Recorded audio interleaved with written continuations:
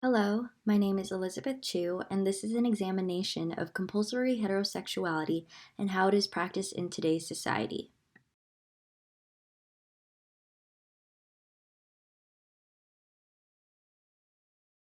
Specifically, I will be addressing the question of how is compulsory heterosexuality, as defined by Adrienne Rich, practiced in today's society? What are the cultural practices that police gender identity, gender expression, and sexual orientation? Do you think compulsory heterosexuality is still dominant in today's society, or do you believe that our society has become more liberated over the past decades?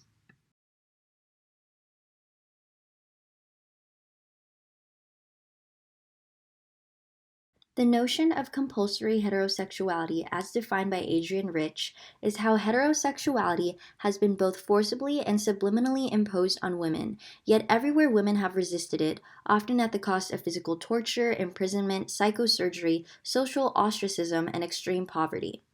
Ultimately, her critique of compulsory heterosexuality is how heterosexuality is imposed, enforced, and reinforced through a variety of mechanisms within society that oppress gender identity, gender expression, and sexual orientation.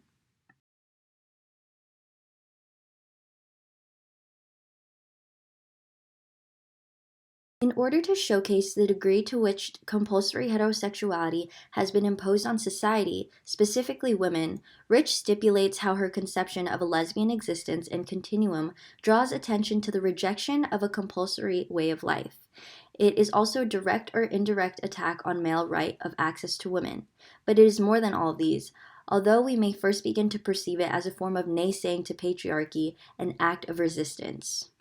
Rich's distinction of how any deviance from heterosexuality is considered to be an act of resistance to male tyranny demonstrates the degree to which heterosexuality has not just been common in society, but compulsory.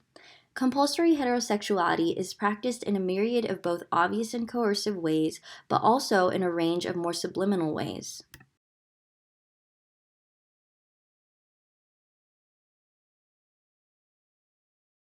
In regards to how compulsory heterosexuality is practiced or has been practiced in society, Rich offers an extreme graphic historical example of how compulsory heterosexuality has been forcibly put in practice as she describes an instance in which a woman who starkly denied heterosexual orientation was prescribed by a doctor couch therapy. Ultimately, this woman who tried to assert her sexual orientation as lesbian was subjected to forcible rape by her husband under the unwavering assumption that the woman was heterosexual.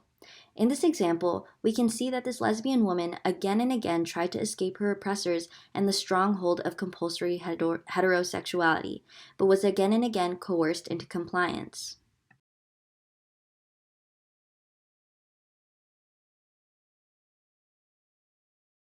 Although these atrocities, like couch therapy, are no longer commonly practiced today, we are still imprisoned by the edifices erected by, as Odd Lord would say, the master's tools. Instead of violence and torture like this couch therapy, compulsory heterosexuality has taken more subliminal forms. Some examples include media, gender reveal parties, and prisons.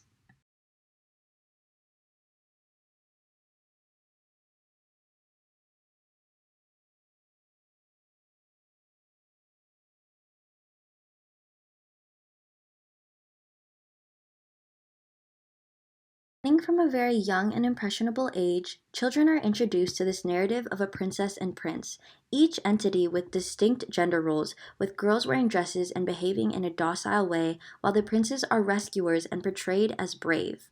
This narrative that is introduced at a young age, commonly through Disney movies such as Cinderella or Sleeping Beauty, then extends into adolescence and adulthood through various TV shows and movies that showcase exclusively heterosexuality and heteronormative relationships and roles. This reinforces compulsory heterosexuality through imparting on people starting from a very young age that deviance from these heteronormative standards is irregular and warrants ostracization.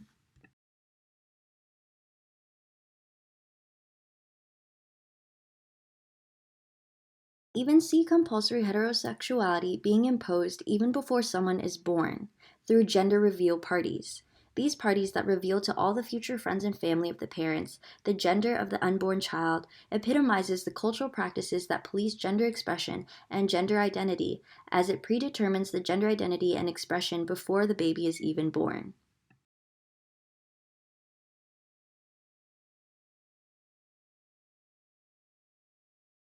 We can also see these mechanisms that police sexual orientation in the institutions where you can literally find police, in prisons. In Beth Ritchie's Queering Anti-Prison work, she states that the rate of sexual harassment of lesbians is between 30 and 50% as reported by advocacy groups. This harassment tends to be ignored in formal studies because of the assumptions of heterosexuality that prevail in scientific research. As we can see through Ritchie's work, young women and lesbians in prison are subjected to more than one form of imprisonment, as heterosexuality is not only assumed, but queerness is ignored, and in consequence, these young women experience sexual harassment that is not even acknowledged or considered to be a possibility.